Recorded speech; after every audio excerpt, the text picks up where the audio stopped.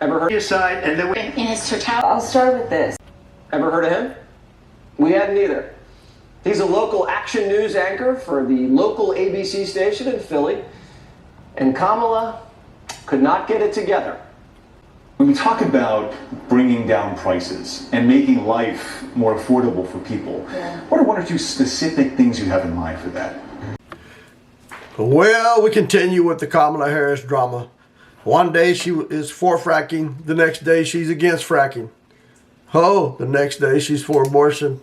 Next month she's not for abortion. It kind of depends what state she's in and what she's trying to run on at that point in time. She has no strategy. She has no plans. She's just chunking stuff out there that'll get the voter to vote for her. When she gets in there, of course, she's going to throw out all the fracking. She's going to throw out all the gasoline and diesel-powered cars. And she's going to do away with the fuel that we currently use and make you go all electric, just like Joe Biden. She's going to continue to carry on that policy as long as she can. Now, let's keep going into the video. Well, I'll start with this. I grew up a middle-class kid. My mother raised my sister and me. She worked very hard. She was able to finally save up enough money to buy our first house when I was a teenager. I grew up in a community of hardworking people, you know, construction workers and nurses and teachers. And I try to explain to some people who may not have had the same experience, you know, but a lot of people will relate to this. You know, I grew up in a neighborhood of folks who were very proud of their lawn. Okay, now what we see is she's, in the second clip of this thing, is she wanting to tell us all about her childhood and how she grew up. You know, I could care less about how she grew up. All we care about today is what you're going to do for this country and how quick you're going to get it done. You have been in office for 3.5 years as vice president and literally done nothing. Walk around and make, laugh at everybody, ha, and do stuff like that all the time, but never making sense of anything that you're talking about. And in this part of the video, you're also saying, I grew up in a middle-class America that we all were so proud of our lawns. You know what? We don't care about our damn lawns, Kamala Harris. We care about the survival of ourselves, our kids, and our grandkids, and this country. You and Joe Biden have put us in the middle of 2 wars, basically. Not directly, but indirectly. Now, President Trump would have been in there, this would have never happened. So let's continue with the video and all your BS. You know? This is great. I grew up in a neighborhood, and I'm going to repeat it, where folks are very proud of their lawn. Who gives a damn about a lawn? We're talking politics, and you're going to run for president? Tell us what your ticket is. Tell us what the hell you're going to run on, Kamala Harris. Quit dodging all the answers. I haven't seen you in one news clip, anywhere on TV or on the internet where you're directly answering what you will do for this country. What are you going to run on besides copying, our last president that we had that was good, Donald Trump? All you're trying to do is copy him because you see him doing better in the polls now than ever. And you figure, well, if you do what he's doing, you can do the same thing and knock him out. Well, that ain't going to happen, especially in my neighborhood. We done wrote you off, Kamala Harris. Now let's continue. And I was raised to believe and to know that all people deserve dignity. And that we as Americans have a beautiful character. You know, we have ambitions and aspirations and dreams, but not everyone necessarily has. Now, I don't know if she ever went to college, so I won't say anything about that, but maybe if she was in high school, this part of the video, I think she's stressing the point that maybe it has, a little drama, that she went to drama class, she's trying to, make things out of something that are not there. I just don't quite understand her. Even my little dog here went, whoa, she said the same thing. But no, she's out there running off and rambling and jabbering about shit that ain't got nothing to do with this election. Nothing that's going to help me vote or would help me change my mind to go to vote for her. This lady's off the maps, man. She's crazy. Access to the resources that can help them fuel those dreams and ambitions. So when I talk about building an opportunity economy, it is very much with the mind of investing in the ambitions and aspirations and the incredible work ethic of the American people, and creating opportunity for people, for example, to start a small business. Well, here we go. She's talking about helping people start a small business. Well, let me tell you, I've had one for about 20 years. And once Biden administration jumped in there, right after that, my business started failing. And today we're doing about 20% of what we used to do 3 years ago. So her helping you start a business and is different than them helping you run a business. All the problems they've caused in the United States since they took office, it just is terrible. It's really affected small businesses like myself. We are in the middle of pretty much closing it down. We're down to selling very little compared to what we used to under the Trump administration. So her BS about helping you start a new business, good luck with that. The question was, how are you going to bring down prices? In the 8th month, 9th month, 7th month. Come on. Okay, would you do that?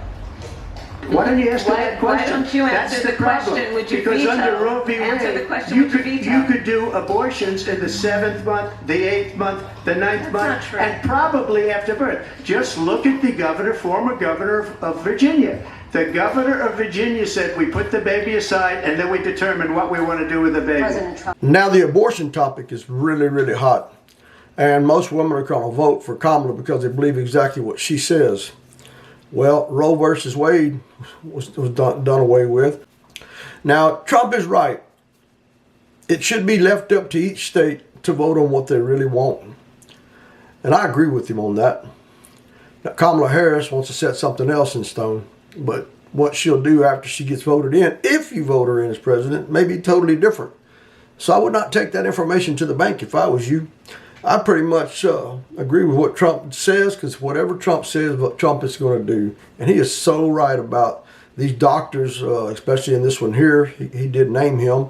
We'll worry about what we're going to do with the baby after it's out of the womb. No, you shouldn't worry about that. If that baby comes out of that womb alive, you should take care of that baby. That baby should be raised. I don't care what the circumstances were. That baby can always be sent to a foster care or adopted. But I do not believe in killing babies, and I think Trump is right on that. Leave it up to each state. But under Kamala Harris's thing, they can kill that baby in the womb of a woman all the way up to 9 months, and even when it's time of delivery, if they want to. Now, folks, that goes against my religion. I may not be the perfect person when it comes to religion, but I can tell you I do believe in, I don't believe in abortion. And that's where I stand on that. But you make your choice on president who you want. If you're going to vote just because you want abortion, for these girls want abortion, and you're going to vote for Kamala Harris just for that, but you're going to sacrifice all the other benefits you may get from Trump, so be it. You'll suffer later in life. Now let's keep going. Thank you. Pennsylvania, it's a key state. Joe Biden and I have done a lot for the people of Pennsylvania. Rattle off a list of what you did. Then rattle off the list of things you're going to do, attack Trump, crack a joke, say goodbye. Do you have concerns that there's a lot of ambiguity surrounding Harris and what she exactly stands for and what she'll do as president? I think you guys have to find another line of attack because she addressed all of the questions. Now, he's stating here that she addressed all the questions. Kamala Harris hasn't addressed one question that the media has asked her. Only one she'll listen to is if it's MSNBC or I believe it's ABC. If they ask her a question, normally it's a question that she can answer and that is beneficial for the American voter at that point in time. They will never ask her a question about something that's negatively impact her. So yes, you understand that there's only a couple of channels out there, news media channels that are working as fair to Democrats and Republicans. And now we've got, 5 or 6 other channels that it's the voting presidential election is pretty much handled by the media. And if we can't beat the media to win the fair way, we can't win it all. We lose our democracy, and this country is going to be just like Venezuela, just like Haiti, just like all these other countries that are having problems now. Do you think they're going to let us in their country if we need help? Hell no. So you better vote the right way. Now let's keep going. That were raised to her about so-called policy reversals. But you tell me why J.D. Vance went from being a never-Trumper to being a forever Trumper. I'm not going to answer for Kamala Harris, okay? But is this more about focusing on getting Harris elected and then kind of working out the policy specifics later? I mean, the narrative out there is like she doesn't have policy chops. That's crazy. Yeah, I disagree that she's changed her mind on all of those issues. Now, I'm not sure who this big old guy here is, but if he hasn't been paying much attention, if he is in Congress or wherever he's at, and whatever governor or mayor, I'm not sure what he is, but he obviously hasn't been reading too much in the newspaper and hasn't been watching too many videos or watching the news at all. Because, man, she has flip-flopped on so many things right now to get y'all stupid people to vote for her and the good people not to. You know, it's amazing, man. I just can't believe he said that she's not flip-flopping. She's flip-flopping all over like a damn fish out of water, folks. So you're not worried about the ambiguity surrounding Harris this close to election? I think that she is her own person, and we have seen notable, we've seen her record in its totality. We're less than 2 months from the election, and Democrats won't tell us Kamala's agenda. Behind the scenes, CNN reports that Kamala's internal numbers and battlegrounds are looking rough. And as pumped as Harris aides are about her debate performance earlier this week, they don't think it changed any of that. Top aides on the Harris campaign told CNN they fear if the election were held next Tuesday instead of 8 Tuesdays from now, Trump still would be in a good position to win. Kamala may have raised a lot of cash after the debate and demonstrated that she's more coherent than Biden, but she still looks completely lost. And Vice President, how are you feeling about Pennsylvania? I am feeling very good about Pennsylvania because there are a lot of... Oh, now they ask her the question about how she feels in Pennsylvania. Hey, she really doesn't know what to say because she knows Pennsylvania is a big oil state. And we got a bunch of good people in Pennsylvania now, folks. Man, y'all stand up against her, and let's bump Trump up there a little bit higher. Trump's all about that oil and gas. Kamala Harris is all about electric vehicles. I don't think you can drive an electric vehicle and fill it up with gas at the same time, and at the same time make your paycheck in the state of Philadelphia. Nothing over there besides good oil and gas drilling. Good folks, good people, good food. So remember that when you vote, folks. People in Pennsylvania who deserve to be seen and heard. That's why I'm here in Johnstown.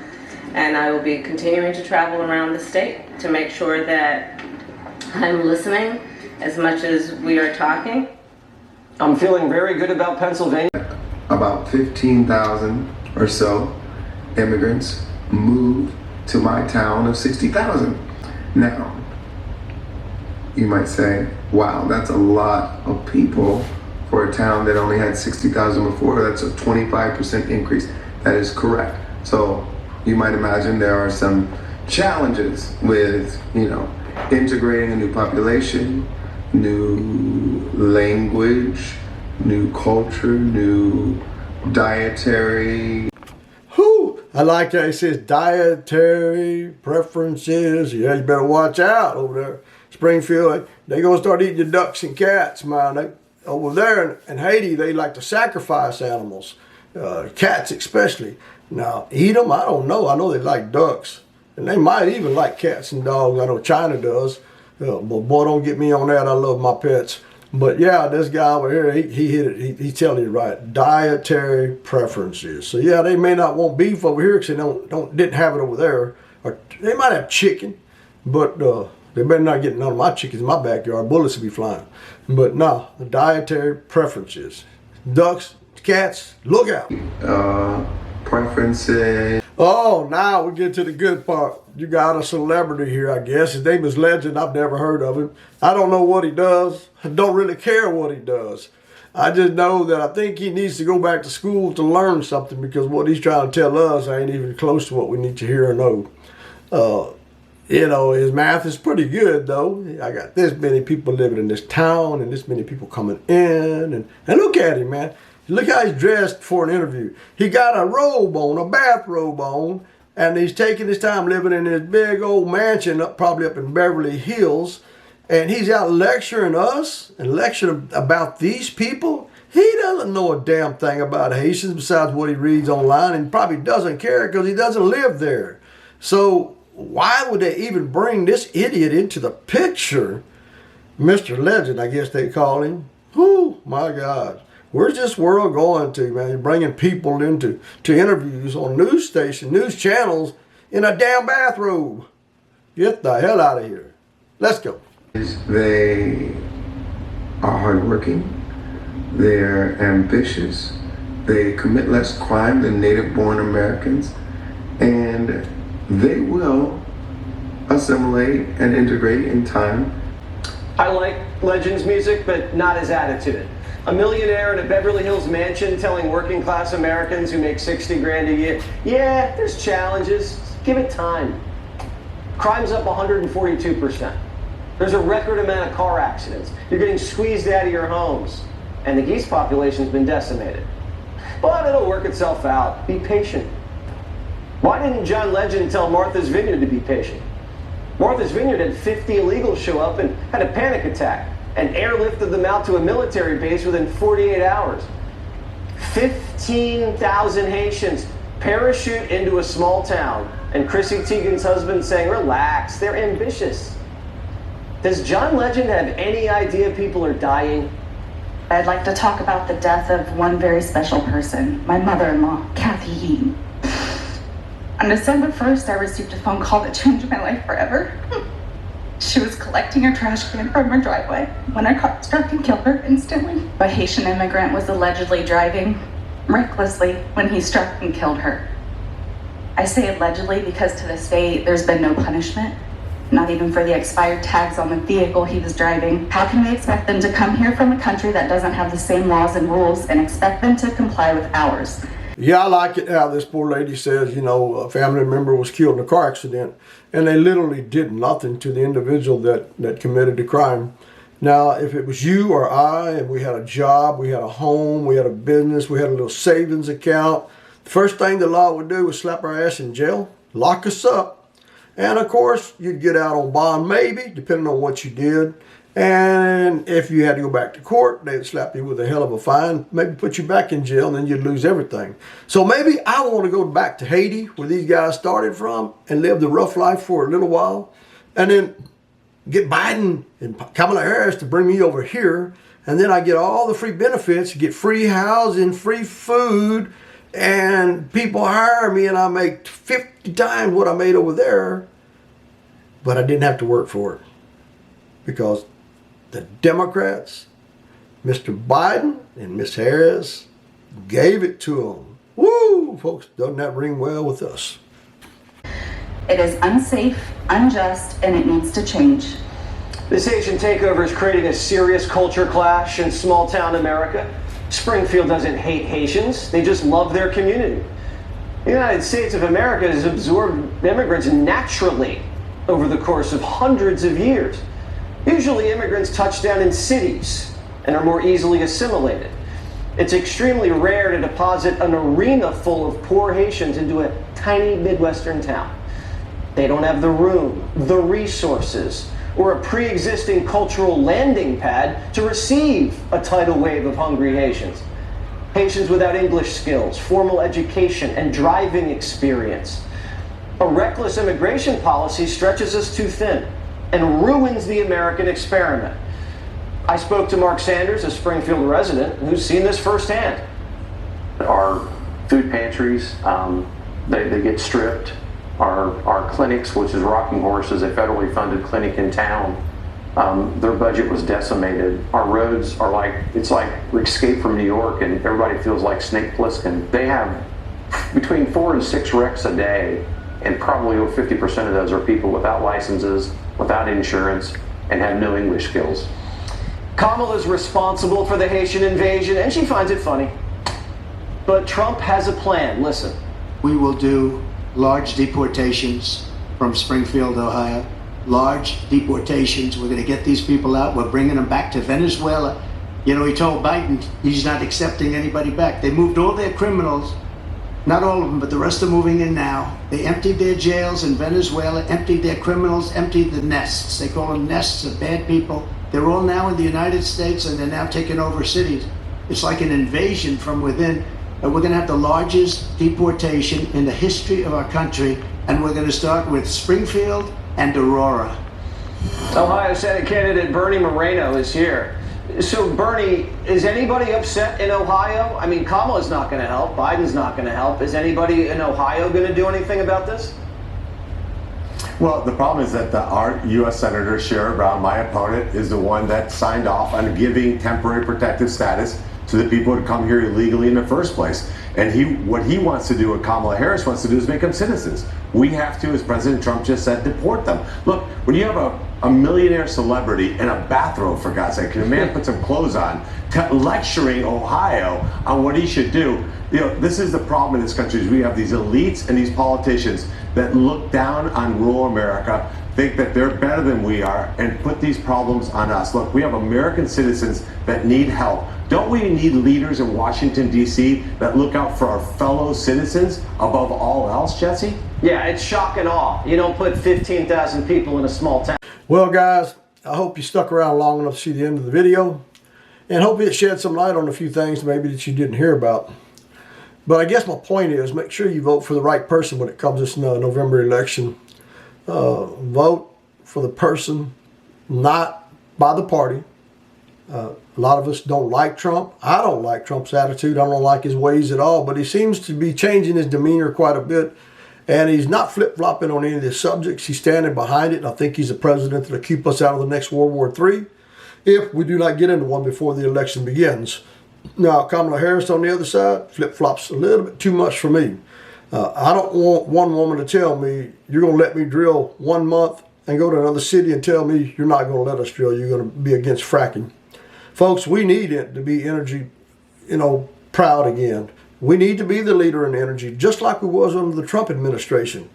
But now we're buying oil from Venezuela and all these Brazil, all these other countries that I can't even remember the names of. And that's why we're paying a high price for fuel. We can drill, produce, and make our own fuel way cheaper than buying it from other countries. So remember this, folks.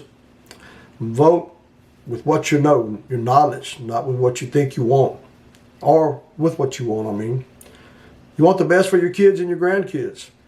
Now, if you liked the video, hit the thumbs up, like, and subscribe. See you in the next video.